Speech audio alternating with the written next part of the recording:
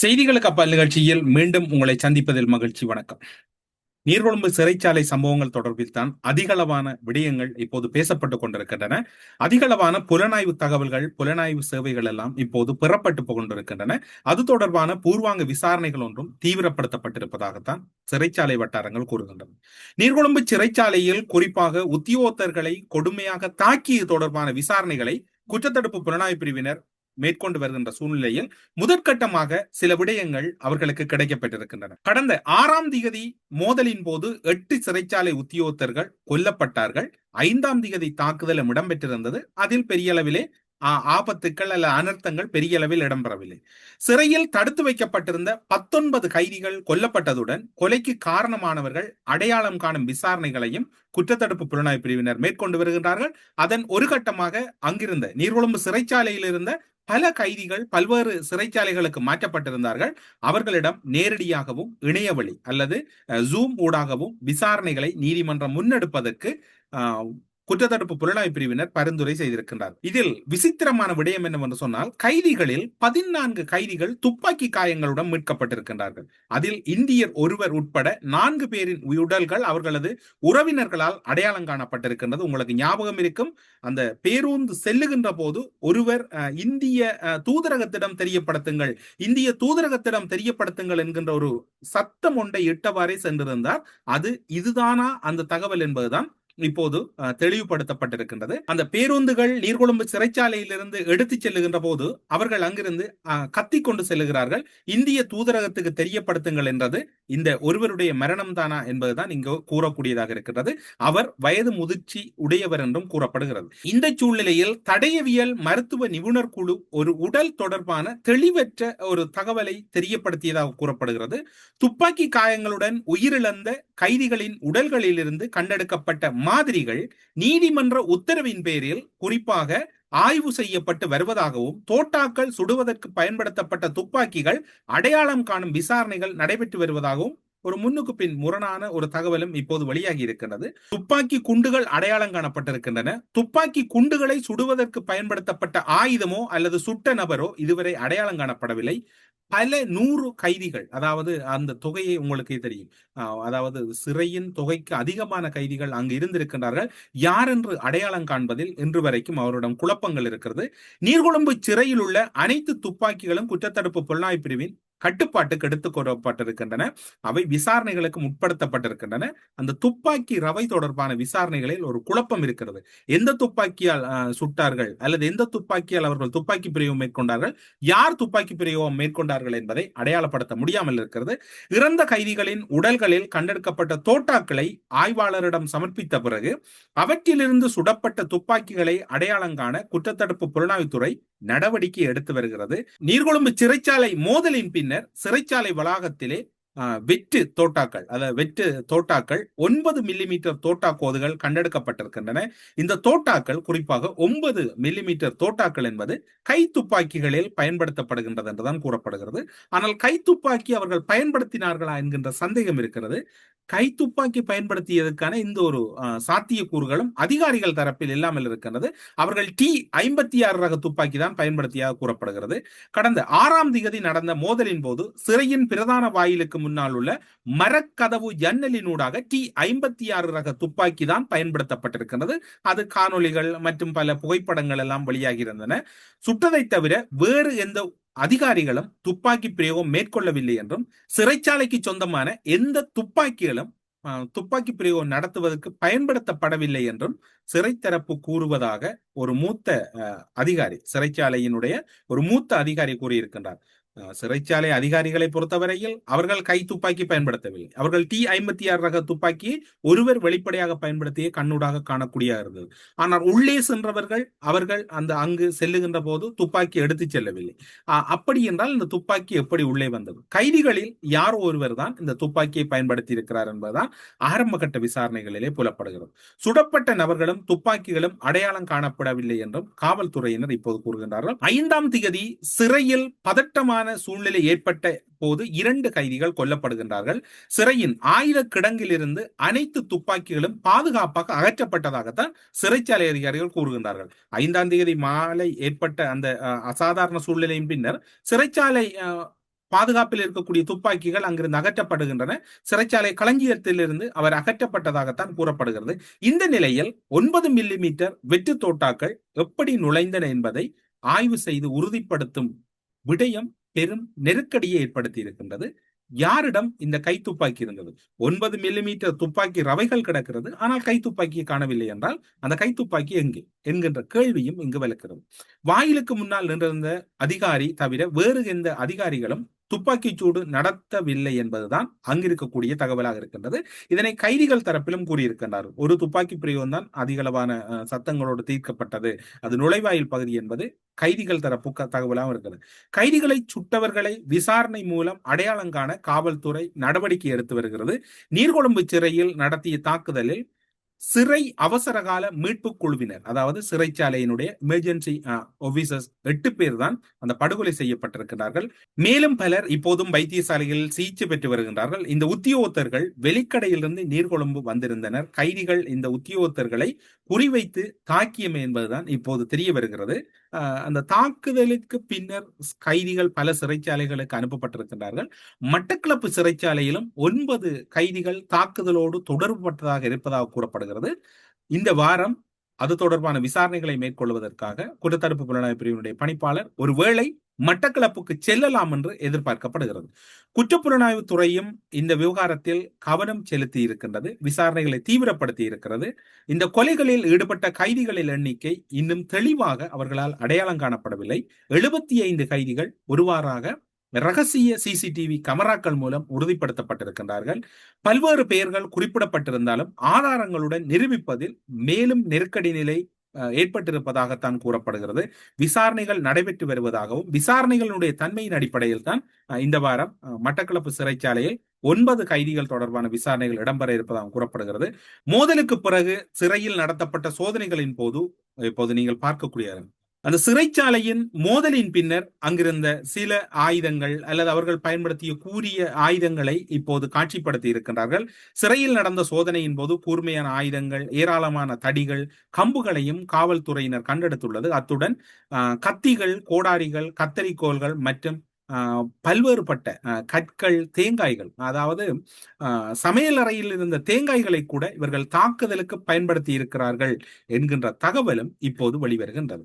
இவ்வாறான சூழ்நிலையில் தான் நாம் இப்போது உங்களுக்கு கூறியிருந்தோம், நீர்கொழும்பு சிறைச்சாலையில் இருந்து ஏனைய சிறைச்சாலைகளுக்கு மாற்றப்பட்ட கைதிகளின் நீதிமன்ற நடவடிக்கைகள் நீதிமன்ற தேவைகளுக்கு ஏற்றாற்போல் ஜூம், அதாவது இணையவழி ஊடாக ஏற்படுத்திக் கொள்வது என்றும் ஒரு முடிவு எடுக்கப்பட்டிருப்பதாக கூறப்படுகிறது. எல்லோரும் இப்போது கூறிக்கொண்டிருக்கிறோம், சிறைச்சாலையில் கலவரம் அனுமதிக்க முடியாது, கைதிகளின் உரிமை பாதுகாக்கப்பட வேண்டும், அதில் மாற்றமில்லை.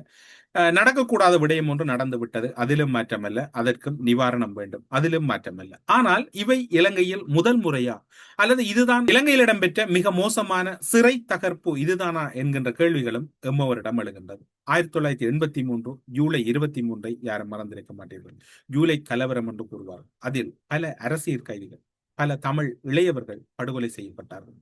மிலைச்சித்தனமான முறையில் அன்றைய ஆட்சியாளர்கள் எந்த ஒரு கேள்வி கணக்கில்லாமல் அவர்களை முடித்தார்கள் அல்லது அவருடைய அகராதிகள் அப்படியே தகர்க்கப்பட்டது. அதுவும் இலங்கையில் தான் நடந்தது.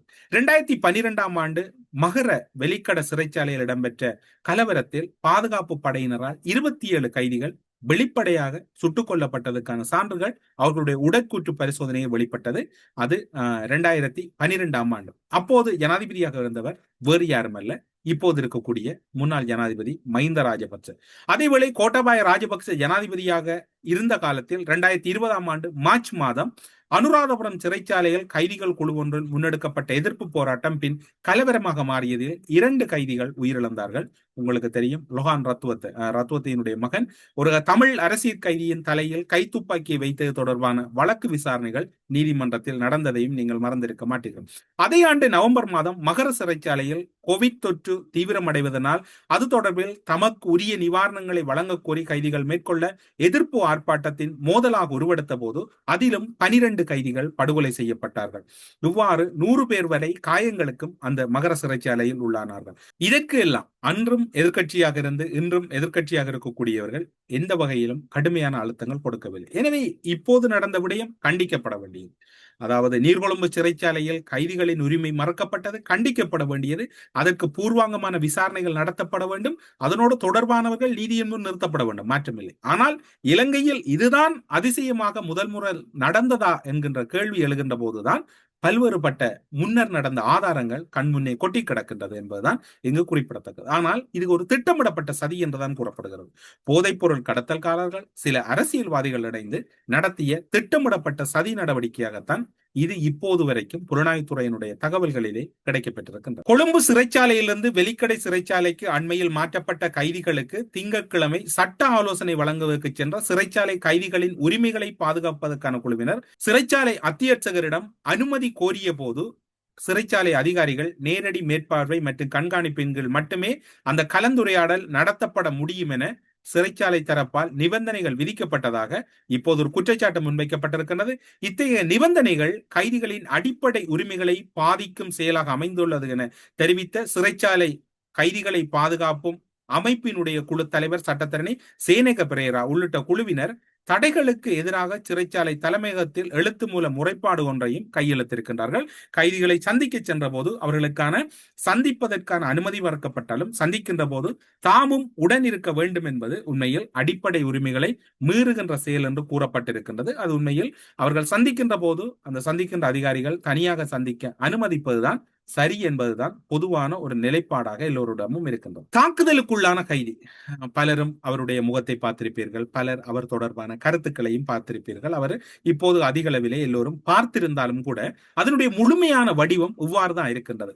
அந்த சிறை அதிகாரி அல்லது ஜெயிலருடைய கருத்து எவ்வாறு இருக்கின்றதால் கைதிகள் இவ்வாறு நடந்து கொள்வதை நான் என் வாழ்நாளில் முதலில் பார்க்கின்றேன். இவ்வாறு ஒரு மூர்க்கத்தனமாக அவர்கள் எப்போதும் நடந்து கொள்வதில்லை என்று அந்த குறித்த அந்த காணொலியிலே இருக்கக்கூடிய சிறை அதிகாரி ஜெயிலர் அவர்கள் குறிப்பிடுகிறார். இது தொடர்பில் அவர் குறிப்பிட்ட முக்கியமான சில விடயங்கள் உங்களுடைய பார்வைக்கு பகிர்ந்து கொள்கிறோம். என்றால் ஒரு சிறை அதிகாரி அந்த கைதிகளை பார்க்கின்ற போது எப்படித்தான் கைதிகள் ஒரு குற்றச்சாட்டுகள் தொடர்பிலே தீர்க்கப்பட்டாலும் அவர்கள் பழகுகின்ற போது அவர்களோடு மிகவும் அன்பாக சில அதிகாரிகள் பழகிக் கொள்வார்கள். அதில் இவரும் ஒருவராக இருக்கலாமோ என்கின்ற தோற்றப்பாடு அவருடைய காணொலியை போர்க்கின்ற போது வருகின்றது. கடந்த 5ஆம் தேதி நிலைமை அமைதியாக இருந்தது. ஆனால் அதற்கு அடுத்த நாள் காலையில் 6ஆம் தேதி நீதிமன்ற நடவடிக்கைகளுக்குரிய முக்கியமான நாளாக இருந்ததனாலும் அதே போல் அன்று கைதிகளை பார்ப்பதற்கு வீடுகளிலிருந்து உறவினர்கள் வருவது வழமை. கைதிகள் அல்லது அவர்களுடைய உறவினர்கள் வந்து பார்த்து செல்லும் நாளாகவும் அது இருந்ததனால் அதற்குரிய தயார்படுத்தல்களில் அனைவரும் ஈடுபட்டுக் கொண்டிருந்தார்கள். அந்த நேரத்தில் கைதிகள் மருந்தகத்தை உடைத்து மனநல நோய்களுக்கு வழங்கப்படும் அதிக வீரியம் கொண்ட மாத்திரைகளை உட்கொண்டார்கள். இதுதான் அங்கு நடந்த பயங்கரமான சம்பவமாக பார்க்கப்படுகிறது. ஏனென்றால் அந்த சிறையில் இருந்த அதிகளவானவர்கள் போதைப் பொருளுக்கு அடிமையானவர்கள் என்பதனால் இந்த கருத்து முன்வைக்கப்படுகிறது. இந்த மாத்திரைகள், அதாவது மனநிலை பாதிக்கப்பட்டவர்கள் பயன்படுத்துகின்ற மாத்திரைகளை காலை உணவு உட்கொள்வதற்கு முன்னரே அவர்கள் எடுத்து விட்டார்கள். எனக்கு நேரம் அன்னளவாக ஞாபகம் இல்லை, ஏனென்றால் என்னால் உறுதிப்படுத்த முடியவில்லை. அன்று எப்படியும் கடமையில் ஈடுபட்டிருந்த அதிகாரிகள் ஒரு சிலர் மட்டும்தான் அன்று கடமையிலும் ஈடுபட்டுக் கொண்டிருந்தார்கள். அந்த நேரத்தில் பல அதிகாரிகளுக்கு டெங்கு காய்ச்சல் ஏற்பட்டிருந்தது. டெங்கு மற்றும் ஏனைய வைரஸ் காய்ச்சல் காரணமாக ஒரு நாளைக்கு 10 பேர் வரை வைத்தியசாலைகளிலே அனுமதிக்கப்பட்டு சிகிச்சைகள் பெற்றுக் கொண்டிருந்தார்கள் என்று அந்த அதிகாரி கூறுவதுடன் இதன் காரணமாக வெலிக்கடை சிறைச்சாலையில் இருந்தும் சில அதிகாரிகள் நீர்கொழும்பு சிறைச்சாலைக்கு மேலதிக சேவைக்காக வரவழைக்கப்பட்டிருந்தார்கள். கைதிகளிலும் பெரும்பாலானவர்கள் டெங்கு தொற்றினால் பாதிக்கப்பட்டு அவர்களும் நோய்வாய்ப்பட்டிருந்தார்கள். டெங்கு அல்லாத உடம்பு வலி போன்ற அறிகுறிகள் கூடிய காய்ச்சல் நிலைமை போன்ற ஒன்று எல்லோருக்கும் இருந்தது. இதன் காரணமாக நாம் டெங்கு அல்லாதவர்களுக்கு, டெங்கு காய்ச்சல் அல்லாதவர்களுக்கு உடம்பு வலி போன்ற அறிகுறிகளுடன் இன்னும் ஒரு விதமான வைரஸ் காய்ச்சல் ஏற்பட்டது. எல்லோரிடமும் அந்த காய்ச்சலுடைய தன்மையும் பார்க்கக்கூடியதாக இருந்தது. இதன் காரணமாக நாம் பெனடோல் கூட எடுத்துக்கொண்டோம் என்று அந்த அதிகாரி கூறுகின்றார். கடந்த நாட்களில் டெங்கு காரணமாக 3 கைதிகளுக்கு மேல் உயிரிழந்திருந்தனர். நிலைமை ஓரளவு கட்டுப்பாட்டில் தான் இருந்தது. டெங்கு ஓரளவு கட்டுப்பாட்டில் தான் இருந்தது. 3-4 அதிகாரிகள் காலையில் உணவு கொடுப்பதற்காக வளமையான பணிக்காக உள்ளே சென்றார்கள். முதலில் சென்றவர்கள் மீது தாக்குதல் நடத்தப்பட்ட போது அவர்களை காப்பாற்றுவதற்காக மேலும் சில அதிகாரிகள் சென்றார்கள். அவர்கள் மேலும் பெட்டன் தடிகளுடனே சென்றார்கள். அவர்கள் செல்லுகின்ற போதும் அந்த சிறைச்சாலை அதிகாரிகளுக்குரிய அந்த தடிகளுடன் தான், பெட்டன் தடிகளுடன் தான் சென்றார்கள். அங்கு சென்ற அதிகாரிகளின் பெட்டன் தடிகளை பறித்து அந்த அதிகாரிகளுக்கு அடிக்கும் ஒரு நிலைமைதான் காணப்பட்டது. சிறை கூடங்களில் மூடியுள்ள 2 பாதுகாப்பு ஜன்னல்கள் உள்ளன. அந்த மூடிய 2 பாதுகாப்பு ஜன்னல்கள் உள்ளன. உள்ளன. செக்யூரிட்டி விண்டோஸ் என்றுதான் அதனை அவர்கள் குறிப்பிடுகிறார்கள். செக்யூரிட்டி விண்டோஸ், அதாவது அந்த பாதுகாப்பு எண்ணல் பகுதிகளிலே ஒரு பாதுகாப்பு எண்ணல் பகுதி ஊடாக ஒரு அதிகாரி இருக்கின்றார். அந்த அதிகாரிகளுக்கு அடித்துத்தான் அந்த எண்ணலில் இருந்த T56 ரக துப்பாக்கிகள். ஆனால் இப்போது 9 மில்லிமீட்டர் கை துப்பாக்கிகளுக்கு பயன்படுத்தக்கூடிய ரவைகள் கிடைக்கப்பட்டிருக்கின்றன. இந்த சிறை அதிகாரியின் கூற்றுப்படி T56 ரக துப்பாக்கி கைதிகளால் பறிக்கப்பட்டிருக்கின்றது. செக்யூரிட்டி விண்டோஸ் பகுதியில் இருந்த அதிகாரிகளால் பயன்படுத்தக்கூடியதை பறிக்கப்பட்டிருக்கிறார்கள் என்றுதான் கூறப்படுகிறது. மூன்றாவது குழுவில் தான் நான் இப்போது அந்த காணொலியில் இருக்கக்கூடிய அதிகாரி மூன்றாவது குழுவில் உள்ளே செல்லுகின்றார். நீர்கொழும்பு சிறைச்சாலையின் பிரதான ஏலர் அவர்களுடன் தான் அவர் செல்லுகின்றார். நான் செல்லுகிறேன் என்று கூறுகின்றார். அந்த நேரத்தில் அதிகாரிகளை தாக்கி கைதிகள் அவர்களை பிணை கைதிகளாக வைத்திருந்ததை என்னால் அவதானிக்கக்கூடியதாக இருந்தது. சிறைச்சாலைக்குள் இருந்த கைதிகள் உடற்பயிற்சி பிரிவின் உபகரணங்களையும் எடுத்திருந்தார்கள். இரும்பு தடிகளை உடைத்து அவற்றை எடுத்துக்கொண்டு அதிகாரிகளை பலமாக தாக்கியதை நான் அவதானித்தேன். அது உண்மையாக என்னால் உணரக்கூடியதாக இருந்தது. உள்ளே சென்றவுடன் வழக்கத்துக்கு மாறான ஒரு நடத்தை முறையைத்தான் நாம் கண்டோம். கைதிகளின் இப்படி நடந்து கொள்வதை நான் ஒருபோதும் என்னுடைய அனுபவத்தில் பார்க்கவில்லை. மிகவும் கொடூரமான வகையில் நடந்து கொண்டார்கள். என்னுடைய கனவில் கூட இதனை உண்மையாக என்று ஏற்க முடியாமல் இருக்கின்றது. அவர்கள் பேய்களை போல் நடந்து கொண்டார்கள். பேய்களையும் எனக்கு தெரியாது, ஆனால் அவ்வாறு தான் அவர்கள் நடந்து கொண்டதை நான் பார்க்கக்கூடியதாக இருந்தது. மூன்றாவது குழுவாக சென்ற என்னையும் என்னோடு வந்த அதிகாரிகளையும் 300 கைதிகள் வரை ஒரே நேரத்தில் சூழ்ந்து கொண்டனர். அவர்கள் முதலில் எங்கள் மீது கற்களை வீசியதை என்னால் உணர முடிகிறது. முதலில் சென்ற சிலரை காப்பாற்றவே இரண்டாவது குழு செல்லுகிறது. அந்த இரண்டாவது குழுவை காப்பாற்றுவதற்காக மூன்றாவது குழுவாக நாமும் சென்று பிறகுதான் அங்கு கண்டோம் நிலைமை மோசமாகுவது. இதை இலகுவாக கட்டுப்படுத்தக்கூடிய சூழல் இல்லை என்பதை என்னால் அறிய முடிந்தது. அங்கு நின்றவர்கள் தாக்கிய பிறகு நான் கீழே விழுந்தேன். சார், நீங்கள் வராதீர்கள், போய்விடுங்கள், இவர்கள் பைத்தியக்காரர்களைப் போல் இருக்கிறார்கள். சிறைச்சாலை அதிகாரிகளுக்கு மிகவும் நெருக்கமான கைதிகள், அந்த நீண்ட நாட் கைதிகள் இவர்களிடம் சொல்லுகிறார்கள், நீங்கள் வராதீர்கள், இவர்களுடைய நிலைமை மோசமாக இருக்கிறது என்று. இவர்களை கட்டுப்படுத்த முடியாது, நீங்கள் சீக்கிரம் இங்கிருந்து ஓடி போய்விடுங்கள், தப்பி விடுங்கள் என்றெல்லாம் அங்கிருந்த கைதிகளும் கூட இந்த அதிகாரிகளை பார்த்து கேட்கின்றார்கள். ஒரு சில கைதிகள் அங்கு நீண்ட காலம் இருக்கக்கூடியவர்கள். அந்த நேரத்தில் எங்களை சூழ்ந்து கொண்டு தாக்கினார்கள். சேருக்கு அடிக்க வேண்டாம், சேருக்கு அடிக்க வேண்டாம் என்று கூறிய பழைய கைதிகள் 4 பேர் என்னை சூழ்ந்து கொண்டு எனக்கு பாதுகாப்பு அரணாக இருந்தார்கள். எங்களை பாதுகாக்க வந்த கைதிகளையும் ஆக்ரோஷமாக அடித்து தகர்த்து கொண்டார்கள் அல்லது தாக்கி காயங்களை ஏற்படுத்தினார்கள். இதற்கு இடையில் ஒரு பெட்டன் அடி எனது தலையில் விழுந்ததை என்னால் உணர முடிகிறது. அதே நேரம் இன்னும் ஒரு விடயத்தையும் என்னால் உணரக்கூடியதாக இருந்தது. யாரோ ஒருவர் கழுத்தில் காலையோ அல்லது அதாவது அதிகாரிகள் பயன்படுத்தக்கூடிய பெட்டன் தடிகளையோ கழுத்தில் அழுத்தினார். அப்படியே என்னை தரையில் இழுத்துச் சென்று எங்கோ வீசியதை உணர்ந்தேன். சிறைச்சாலையின் உட்பகுதியிலே என்னை பலமாக வீசுகிறார்கள். எனக்கு அவ்வளவுதான் நினைவிருக்கிறது. அடுத்து எனது தலை சுவரில் மோதுவது போன்று ஒரு உணர்வு என்னிடம் இருப்பதையும் உணர்ந்தேன். இவ்வாறான சூழ்நிலையெல்லாம் உணர்கின்ற போது என்னுடைய மூச்சை பரிசோதித்தவரும் அங்கிருந்து அகன்று சென்று விட்டார் ஒரு கைதி. அங்கிருந்து உயிருடன் வெளியே செல்ல முடியும் என்று அந்த நேரத்தில் என்னால் நம்ப முடியவில்லை. பழைய கைதிகள் ஓடுங்கள் ஓடுங்கள் என்று கத்தினார்கள். அவர்கள் இரும்பு நுழைவாயிலை திறந்து வெளியே போக உதவினார்கள். எனது கைகளில் இருந்த கைத்தொலைபேசியை கைதிகள் பறித்துக் கொண்டார்கள். கைத்தொலைபேசியும் என்னிடமில்லை, அதனையும் பறித்துக் கொண்டார்கள். அது மட்டுமல்லாது எனது களத்தில் இருந்த தங்க சங்கிலி கூட மிஞ்சவில்லை. இந்த அதிகாரிகள் இன்னும் மருத்துவமனையில் சிகிச்சை பெற்று வருகின்றார்கள். ஒரு சிலர் அங்கு உண்மையில் கட்டுப்படுத்த முடியாத ஒரு சூழ்நிலை இருந்ததை என்னால் உணர முடிந்தது.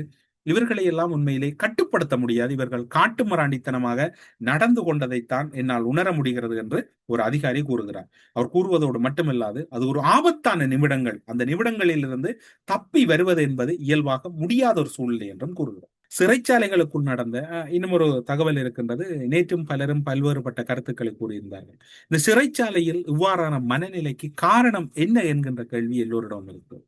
ஆனால் அவை என்ன என்பது தொடர்பான விசாரணைகள் இப்போது இடம்பெற்று வருகிறது. ஆனால் சிறை கைதிகளுக்கு ஆற்றுப்படுத்தல் என்பது மிக மிக அவசியம் என்கின்ற கருத்து முன்வைக்கப்படுவது. இவ்வாறான சூழ்நிலையில் அடுத்து என்ன நடக்கும், அடுத்தடுத்து என்ன நடக்கும் என்கின்ற கேள்வி எல்லோரிடம் இருக்கின்ற போது நாம் பொறுத்திருந்து பார்ப்போம். எப்படியெல்லாம் எது நடக்கும், எது சாத்தியம் என்பது நமக்கு தெரியாது. ஆனால் வெகு விரைவில் உண்மைகள் உறங்காது என்பதுதான் உண்மை. இது வெளிச்சதியா உட்சதியா அல்லது 2 குழுக்களின் மோதலா என்பதை நாம் பொறுத்திருந்து அவதானிப்போம் என்று கூறி செய்திகளுக்கு அப்பால் நிகழ்ச்சியிலிருந்து விடைபெற்றுக் கொள்கிறோம். நன்றி, வணக்கம்.